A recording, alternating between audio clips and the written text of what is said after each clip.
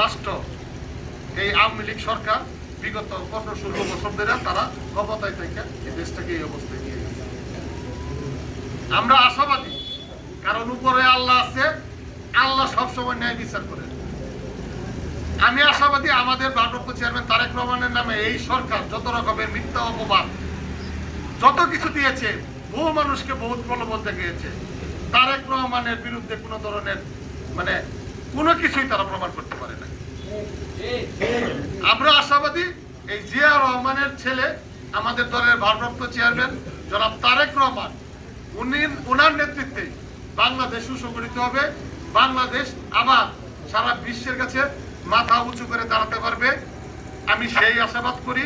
এবং আমরা যারা এখানে উপস্থিত হয়েছে, আজকের দিন না, আমি মনে করি আপনারা প্রত্যেকটা সময় যারা নামাজ পড়েন, যারা যে অবস্থায় দোয়া করেন, বাপমার জন্য দোয়া করেন, জিয়া রহমানের জন্য আপনারা খাস দিলে দোয়া করবেন। দেশনেত্রী বেগম খালেদা জিয়া খুবই অসুস্থ, উনি আমার মনে হয় মানুষের দোয়ায় বেঁচে আছে। উনার উপরে সরকার যে পরিমাণ নিপীড়ন অত্যাচার করতেছে, একটা সামান্য উপজেলার নেতা অসুস্থ হইলে থাইল্যান্ড যায় চিকিৎসা করার জন্য, সিঙ্গাপুর যায় চিকিৎসা করার জন্য, আর আমাদের দেশনেত্রী